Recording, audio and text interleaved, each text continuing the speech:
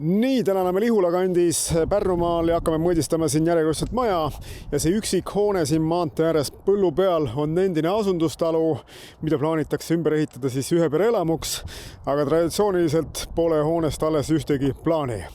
Ja meie ülesanne on see hoone ära lasta skaneerida, me uusi arhitektuurseid plaane ja vaateid lõikeid ei tee sellele, aga me anname omanikule üle siis värvilise punktipilvefaili koos hoone digitaalse koopiaga. Ja omanik saab siis selle üles panna hange eesse koos oma pakkumisega